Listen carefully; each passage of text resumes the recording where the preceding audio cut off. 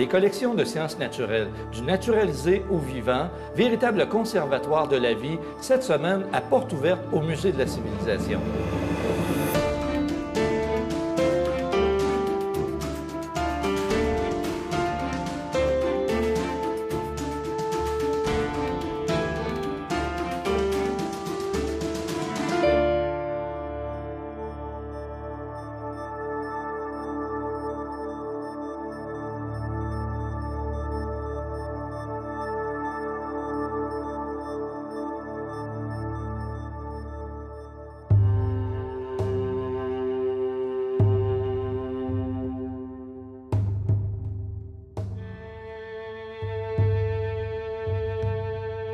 Nous sommes présentement à l'Aquarium de Québec.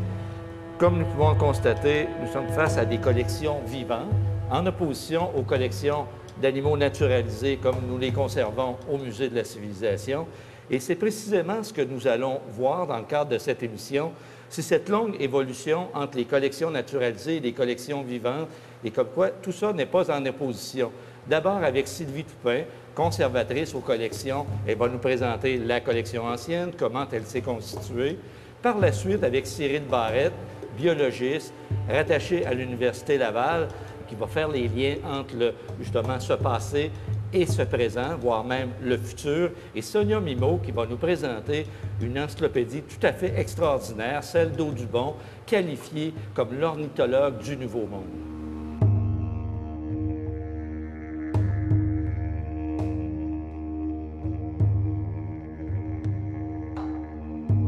Alors, je suis en présence de Sylvie Toupin, conservatrice, responsable de la collection de sciences naturelles. Et comme vous pouvez voir, on a un habillement assez particulier, c'est-à-dire un sarrau, il y a les gants de latex et le masque, parce qu'on s'en va dans une réserve tout à fait particulière. Oui, comme tu le dis, Christian, on va s'introduire dans la réserve des spécimens naturalisés.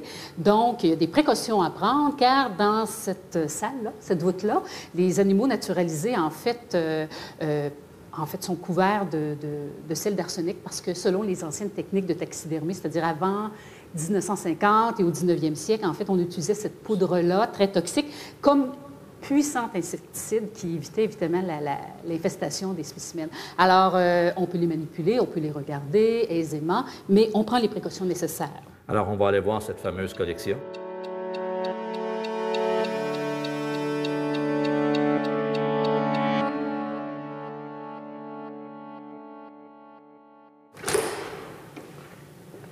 Alors, on est dans la fameuse réserve des sciences naturelles. Hein, c'est ici que la grande collection se trouve, mais on sait qu'on ne trouve pas tout ce qu'il y avait dans la collection à l'origine des sciences naturelles, parce qu'il y a bien d'autres sections de cette collection-là qu'on retrouve ailleurs. Oui, en fait, il y avait à l'époque des cabinets de sciences naturelles de l'Université Laval. À la fin du 19e siècle, il y avait également des musées de botanique, de géologie, d'entomologie. Minéralogie. Oui, minéralogie. Alors, ces collections-là sont conservées actuellement à l'Université Laval. OK. Ici, on retrouve uniquement... de la zoologie des vertébrés. OK. Combien de pièces? 3000 spécimens.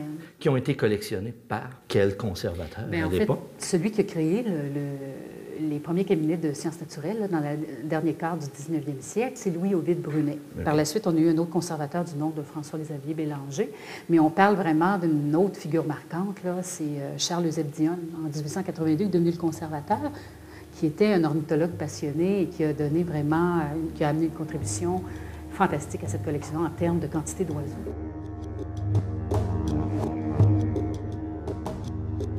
Et là, évidemment, ça soulève la question de son contenu. Quelle est cette collection? Et là, on s'y retrouve. On est au cœur de la collection. C'est une collection de spécimens de la planète. Là. En fait, à l'époque, on voulait connaître le catalogue du vivant. Et les prêtres du séminaire avaient des contacts dans des grandes institutions européennes, américaines, et on s'échangeait des spécimens, de sorte qu'on a des spécimens de cette nature-là, des mammifères. Ici, on est dans la section des mammifères, un koala de l'hémisphère sud.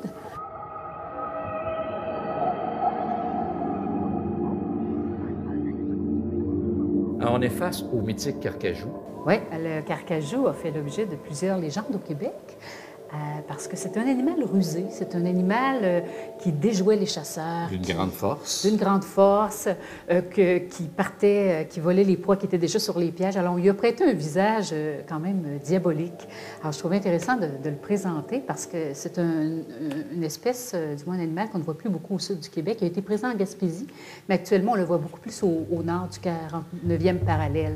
Alors, on est dans la collection de poissons et ici, il y a un spécimen qui, semble-t-il, serait pratiquement disparu du Saint-Laurent.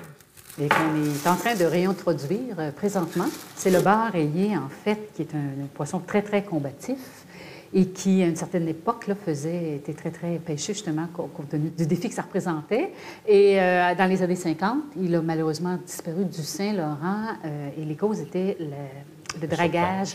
Mais il y a eu la surpêche. Oui, la surpêche était un des facteurs de sa disparition, mais aussi lorsqu'on a creusé le canal, la voie maritime, le dragage a perturbé son habitat.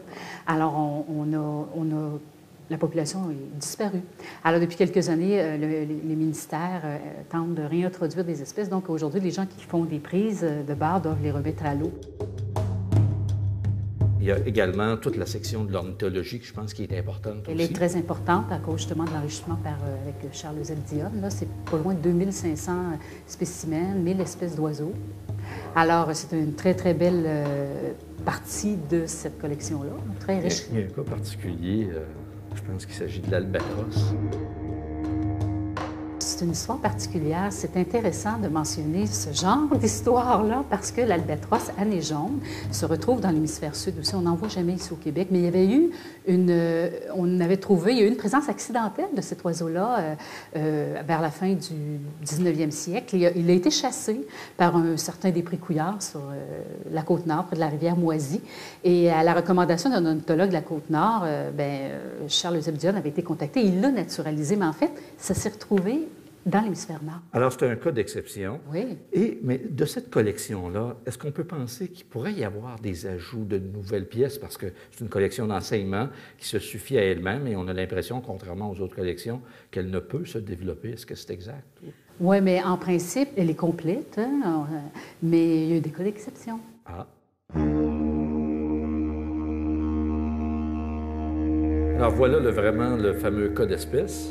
Oui, c'est un imposant bison des bois, en fait le cousin très proche du bison des plaines. C'est une acquisition, en fait, qu'on peut dire récente, car on a acquis ce spécimen-là un petit peu aux alentours de l'année 2000. Et c'est un sauvetage. Un groupe qui travaillait sur un site écologique nous a appelés parce qu'il le conservait dans un entrepôt qui avait été vandalisé. Alors, le spécimen était menacé des intempéries. Alors, compte tenu qu'on savait déjà que ce spécimen-là provenait du cabinet de sciences naturelles du Collège de Rigaud, on pouvait l'intégrer dans notre collection parce que c'était les mêmes axes, c'était les mêmes thématiques, en fait. Et ça s'inscrit tout à fait dans la même logique du développement des sciences naturelles dans les collèges au Québec. Pour l'enseignement. Alors, le fait intéressant, c'est lorsqu'on l'a acquis en processus d'acquisition, on a fait des recherches beaucoup plus poussées pour se rendre compte que ce spécimen-là avait déjà appartenu au Musée des sciences à Ottawa et provenait d'une expédition de recherche qu'ils avaient fait avec la Smithsonian. Donc, c'est un spécimen qui a une grande valeur scientifique et qui pourrait aujourd'hui faire l'objet de recherches contemporaines sur l'ADN, notamment. Et en termes d'espèces menacées, je pense que dans la collection ancienne, on peut voir d'autres pièces. Oui, il y a d'autres cas d'espèces menacées dans la collection. On est vraiment devant une pièce qui est assez spectaculaire et qui produit toujours son effet. En fait, on est en présence d'un magnifique spécimen d'ours polaire qui est aujourd'hui un symbole ou une icône de la disparition des espèces. On sait tous que l'effet de serre actuellement est en train de détruire l'habitat de cette espèce. Alors, je pense que c'est quand même une préoccupation du musée, de la civilisation, de faire connaître cette situation-là. Puis cette situation-là, elle est partagée, cette préoccupation-là, pardon, elle est partagée aussi par la communauté scientifique. Et c'est tellement vrai qu'il y a des expositions comme Nature vive. Nature vive, où on a pu effectivement présenter toute la problématique de la biodiversité actuellement. Puis, si on revient à la question de la communauté scientifique, je trouve intéressant de parler que l'Université Laval fait de la recherche aussi. Il possède une magnifique collection de crânes d'ours polaires pour en étudier certains traits d'évolution. tellement vrai qu'on va aller rencontrer justement Cyril Barrette, qui est un biologiste chevronné, professeur à l'Université Laval.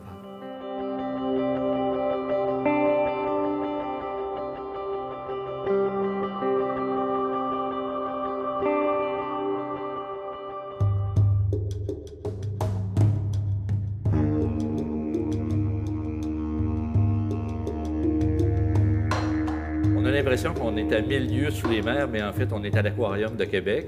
Et tout ça parce qu'on vient de voir la collection de sciences naturelles avec Sylvie Toupin au Musée de la Civilisation. Et évidemment, ce qu'on a vu, c'est une collection d'animaux naturalisés. Ici, on est dans une grande encyclopédie du vivant. Quel lien qu'on peut établir justement entre cette collection-là et aujourd'hui la façon dont on présente ces espèces? Mais en fait, une collection dans un musée d'histoire naturelle, c'est comme des archives d'un patrimoine passé, mais qui est de toute évidence en relation avec les espèces actuelles. Ce sont souvent les mêmes espèces, des individus différents. Et plus la collection est ancienne, plus elle a de valeur. Et d'une certaine façon, le fait que le Musée de la Civilisation ait pu conserver jusqu'à maintenant une collection qui a de l'âge, c'est pratiquement miraculeux dans le contexte actuel où on considère, où on se rend compte qu'il y a très peu de collections qui sont conservées aussi longtemps. Si on veut faire une comparaison et utiliser la collection dans un contexte d'explication de l'évolution des espèces ou de la variabilité à l'intérieur des espèces, les collections anciennes, pour comparer avec les animaux actuels, sont extrêmement précieuses, sont indispensables. Donc, vous êtes véritablement en train de nous dire que ce dont on a vu, la collection, c'est d'une importance et c'est devenu pratiquement quelque chose d'un peu unique au Québec parce qu'on pendant longtemps, on a oublié ces collections. Oui, au Québec, moi, je pourrais vous raconter des détails sur plusieurs collections qu'on a perdues. Par exemple, au Musée du Québec, jusqu'aux années 60, début des années 60, le Musée du Québec était avant tout un musée d'histoire naturelle avec une collection remarquable qui a été perdue dans une très large mesure.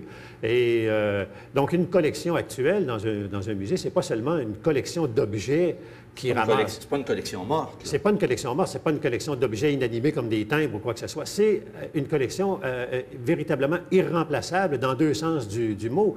Il n'y a rien qui peut remplacer les vrais spécimens qu'on trouve dans une collection, parce que oui, ils sont morts, ils sont naturalisés, mais ce sont des vrais spécimens.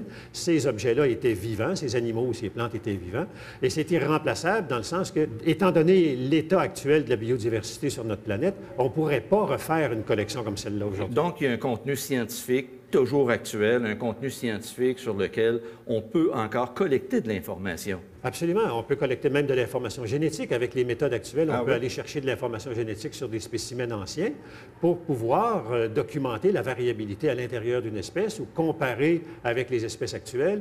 On peut l'utiliser dans l'éducation, on peut l'utiliser pour faire la classification, la phylogénie, comme on dit, établir les liens de parenté entre les espèces. Donc, c'est une façon, et ça, c'est une façon de raconter l'évolution. Donc, on peut répondre à des questions du genre, est-ce qu'il y a plusieurs sous-espèces d'une espèce en particulier, par exemple au Québec, et la présence de plusieurs sous-espèces dans une espèce nous indique un processus évolutif. C'est peut-être des espèces qui sont en formation, et plus la collection dans un musée est ancienne, plus on peut faire des comparaisons utiles avec les espèces actuelles. On a l'impression qu'on assiste actuellement à une réhabilitation de ces collections très anciennes qui, pendant une bonne partie du 20e siècle, ont été mises aux oubliettes. Je pense qu'on est passé historiquement de ce qu'on appelait dans le passé les cabinets de curiosité où on collectionnait juste pour le plaisir esthétique d'avoir des espèces rares. L'exotisme, avoir une grande diversité d'espèces, mais juste pour avoir une collection un peu meilleure que celle du voisin.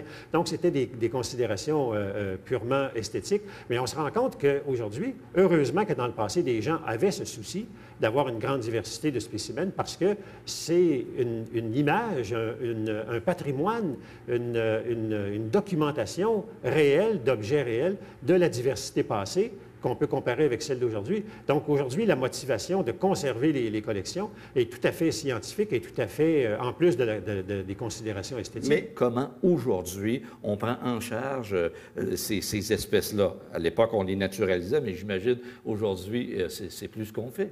Bien, on le fait encore, mais avec des moyens différents. Il n'est plus question aujourd'hui d'aller sur le terrain dans une expédition qui consisterait à récolter des centaines de spécimens d'une espèce, par exemple, comme on pouvait le faire dans le passé, ou des centaines de spécimens de 12, 15 espèces dans un écosystème particulier, tout simplement parce que les espèces, plusieurs espèces sont menacées et on éviterait d'aller récolter des spécimens. Mais juste pour on n'abattrait pas des ours, par exemple, pour récolter leur fourrure, juste pour mettre dans un musée ou pour naturaliser l'animal. Mais il est encore aussi important qu'auparavant de récolter les animaux qui meurent pour d'autres raisons, qui sont pour des raisons naturelles, de les naturaliser de la même façon, de les conserver, mais évidemment aujourd'hui avec des préoccupations différentes. Alors par exemple, on va vouloir conserver à très basse température des tissus, des muscles par exemple, des échantillons de muscles pour pouvoir éventuellement faire plus tard une analyse génétique. Okay. Donc les motivations sont différentes, les méthodes sont différentes, mais il est encore aussi important de collectionner sur le terrain.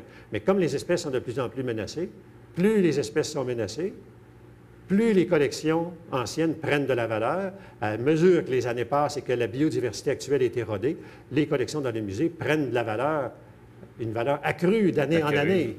Alors, c'est des collections qui vieillissent bien, avec toujours un contenu scientifique d'actualité. Et à travers, évidemment, au Musée de la civilisation, ce qu'on nous a présenté principalement jusqu'à maintenant, ce sont les collections d'animaux naturalisés, disons, en 3 dimensions. Mais il y a aussi tout le 2 dimensions et la littérature, c'est-à-dire des gravures anciennes, des livres scientifiques, parce que quand on a collectionné, on a créé ces collections-là, évidemment, on s'est chargé aussi d'acheter des volumes à contenu scientifique, à valeur scientifique. Mais aujourd'hui, vous connaissez cette bibliothèque-là que le séminaire possède. Oui, oui. Et je pense qu'il y a une encyclopédie, entre autres, qui est absolument fabuleuse, que vous connaissez, celle d'Audubon. Oui. Est-ce que Audubon a aussi encore aujourd'hui une valeur non pas monétaire, mais scientifique? Oui, il faut absolument se débarrasser de l'idée que parce que c'est ancien, c'est dépassé et que la science moderne n'a pas d'utilité pour ces documents anciens. Au contraire, des gens comme Audubon et tous les naturalistes de l'époque étaient d'excellents observateurs de la nature qui faisaient une description. Ils ne se contentaient pas de récolter les spécimens, ils faisaient une description de l'environnement dans lequel on trouvait les espèces, une description de l'espèce très détaillée, en peinture ou autrement. Et ces documentations-là, ces carnets de terrain ou ces publications scientifiques anciennes sont extrêmement utiles pour comparer avec la situation actuelle. Si on veut étudier la biodiversité, il faut la connaître. Si on veut voir son évolution, il faut avoir des points de référence dans le passé. Et là, ces documentations-là, ces archives sont extrêmement précieuses. Il y a comme 2 niveaux d'archives, les archives écrites et les archives représentées par les spécimens. OK. Alors, à force de parler d'Audubon, évidemment, ça soulève beaucoup de questions et on a le goût d'aller voir ces images-là. C'est ce qu'on va aller voir aux archives du Musée de l'Amérique française avec l'archiviste des collections, Sonia Mimo. Ça vaut vraiment la peine de voir ces archives. Alors, je vous remercie infiniment, M. Barrett. Bienvenue.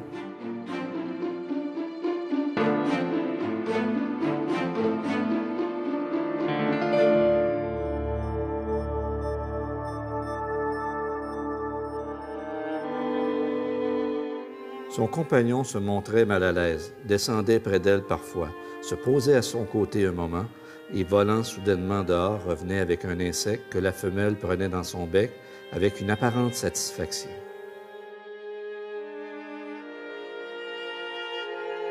Alors, nous sommes au centre d'archives du Musée de l'Amérique française, situé sur le site du Séminaire de Québec, dans un des grands lieux de l'histoire en Nouvelle-France. Alors, les archives du Musée de l'Amérique française principalement regroupe le fonds des archives du Séminaire de Québec. Alors, dans ces archives-là, nous retrouvons plus de 40 fonds privés, 125 mètres linéaires de papier et au-delà de 180 000 ouvrages. On entend des périodiques, des journaux et évidemment des livres rares, des incunables, des livres très, très anciens. Alors, ce fonds-là, c'est un fonds assez unique, puisqu'il a été décrété par l'UNESCO Mémoire du monde. Alors, il y a quelques grandes bibliothèques à travers le monde qui ont reçu cette reconnaissance-là, ce qui n'est pas peu dire, et tout le fonds d'archives du Musée de l'Amérique française a reçu cette reconnaissance-là, principalement la partie très, très ancienne qui remonte au début de la colonie jusqu'à la fin du régime français. Alors, c'est des archives qui parlent de l'ensemble de la francophonie en Amérique du Nord, c'est-à-dire les paroisses autour du Saint-Laurent, dans le Mississippi, dans l'Acadie. Donc, c'est véritablement les débuts de notre implantation francophone en Amérique du Nord. C'est quelque chose d'exceptionnel. On va aller voir un ouvrage qui est très, très important dans cette grande collection, qui est celui de John James Audubon, ce grand naturaliste nord-américain, considéré comme l'ornithologue du Nouveau Monde. Il a fait un recueil de planches absolument exceptionnel. Et Sonia Mimo, qui est conservatrice et archiviste des collections, va nous le présenter. Ici, on a sorti un des 4 volumes qui contient les planches de l'artiste John James Audubon. Alors, ce sont des gravures qu'on appelle format double éléphant, parce que c'est un terme en imprimerie anglaise. Et ce sont des gravures à l'eau forte et à l'aquatinte et aussi à l'aquarelle à la main. John James Audubon, c'est un grand ornithologue. C'est un grand ornithologue, effectivement. Il a été précurseur dans son domaine. Il a représenté l'oiseau dans son habitat naturel, ce qui n'avait jamais été fait auparavant, et surtout grandeur nature. On voit des vues nocturnes. Jamais on n'avait représenté l'animal et l'oiseau de cette façon. Donc ça, c'est vraiment grandeur nature, la tête du cerf d'Amérique. Exactement. Les oiseaux, c'est grandeur nature, grandeur réelle. Ces planches, l'ensemble de son œuvre a été réalisé de à 4. Et lui a commencé tout jeune, tout jeune, très, très jeune, à dessiner les oiseaux, à observer dans la nature. Ouais. Et par la suite, pour trouver ses graveurs, partir l'opération de publication, tout ça, ça a été vraiment de 1827 à 1838, c'est 11 ans. Okay. Audubon, qui était aux États-Unis, a quand même sollicité des graveurs américains et il n'y avait aucun succès. Il y avait une petite guerre aussi entre ornithologues. On faisait une mauvaise réputation à Audubon. Alors, il s'est tourné, il est allé en Angleterre et là, il a été vu comme, perçu comme le grand ornithologue. Et surtout, il faut parler de son côté explorateur. Et Dieu sait que les Européens, ça les attirait beaucoup. Oui, l'exotisme. Alors, il se promenait avec ses grands cheveux longs frisés, puis il y a eu un succès instantané. Parce qu'on a peut-être oublié de le mentionner, mais c'est vraiment la représentation des oiseaux d'Amérique. C'est les oiseaux de Birds of America, les oiseaux de l'Amérique, effectivement. Oui. Alors là, c'est tout l'exotisme qui soulève en France, aussi, en Angleterre, en Europe. Aussi, il faisait connaître différentes espèces. Donc, on est quasiment au début de la naturalisation des animaux. Lui, il peignait les oiseaux dans leur milieu naturel. C'était aussi une nouvelle façon de faire que les autres ornithologues n'avaient pas pratiqué auparavant. En fait, c'est qu'ils tuaient avec des petits plombs l'animal pour ne pas l'abîmer. Et dans les heures suivantes, il devait tout de suite faire son travail parce que tout de suite, le plumage, la couleur peut être altérée. Donc, Audubon travaillait rapidement. On est au début du 19e siècle. La photo n'existait pas. Donc, c'était à l'époque la manière. Il ne faut pas juger aujourd'hui, mais on tuait l'animal. Oui, c'est ça. Il y a aussi une autre technique qu'il a développée, c'est qu'il montait son animal sur une espèce de base, une plaquette en bois, et avec des broches de fer, il lui créait le mouvement qu'il désirait. Okay. Audubon dessinait ses œuvres en nature, il faisait des aquarelles surtout et des dessins. La façon dont les artistes ont travaillé, c'est qu'ils partaient de l'aquarelle d'Audubon et puis ils gravaient à l'eau forte et à l'aquatinte. Et par la suite, les aquarellistes y mettaient la couleur. Audubon notait tout ce qu'il faisait. Tout ce qu'il observait était annoté. C'est comme une narration écrite. C'est plus qu'un peintre animalier, c'est un véritable ornithologue. C'est un scientifique. Il a fait, selon les spécialistes, peu d'erreurs au niveau des couleurs, au niveau de toutes les données qu'il a recensées. Ça sert encore aujourd'hui. Toutes les acquisitions qui étaient faites par le séminaire servaient à l'enseignement. Fait que ça, il n'y a aucun doute que les étudiants ont eu droit à la consultation dès les débuts de l'université pour pouvoir examiner ça. On peut dire que cet ouvrage-là a été au centre de cette grande collection-là d'objets naturalisés ou de collections de sciences naturelles, puisqu'elle a été acquise à peu près à la période où, véritablement, c'était en plein développement, cette collection-là. On vient à peine de former l'Université Laval, et c'est des souscripteurs de l'Université Laval qui ont fait l'acquisition de cette merveilleuse encyclopédie. Oui, ce sont des prêtres du séminaire. C'est l'abbé Laverdière, Charles-Honoré Laverdière, en 1861, qui a sollicité certains prêtres du séminaire. Et puis, ils en ont fait l'acquisition par le biais d'un libraire new-yorkais. Ils étaient vendus aussi par fascicule de 5 œuvres à la fois. OK. Puis certaines collections, comme le séminaire, l'a acquis déjà toutes reliées. Puis on payait ça combien à l'époque? À l'époque, ça se vendait 1 000 $, mais le séminaire a payé 1 060. Mais imaginez, c'est de l'argent. C'est de l'argent au 19e siècle. On peut quasiment penser que cette année-là, ils ont consacré tout le budget d'acquisition et peut-être même plus. Et ça vaut combien? Ça vaut, sur le marché actuellement, si c'est très rare qu'on peut avoir une collection complète sur le marché, mais ça peut valoir plus de 10 millions. C'est quand même assez incroyable. Donc, une très, très grande valeur monétaire, mais une très, très grande valeur scientifique. Alors, à plus d'un siècle, c'est le cas de le dire, c'est encore un livre très actuel. Alors, c'était un grand privilège de regarder un ouvrage aussi important, des planches aussi magnifiques, et je te remercie infiniment, Sonia, de nous avoir donné cet accès. Ça me fait plaisir.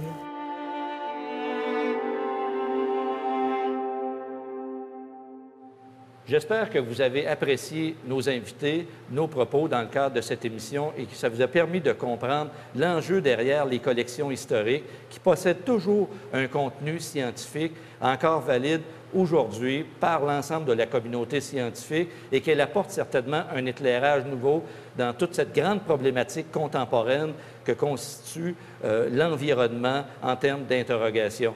Alors, ces collections sont au service de la société actuellement et au niveau muséographique, on sent qu'on vient de redécouvrir et de réhabiliter des collections qui ont été mises au rencard pendant longtemps. Alors voilà l'importance de conserver ces collections fort anciennes pour des enjeux très contemporains. Merci d'avoir été des nôtres et à la prochaine.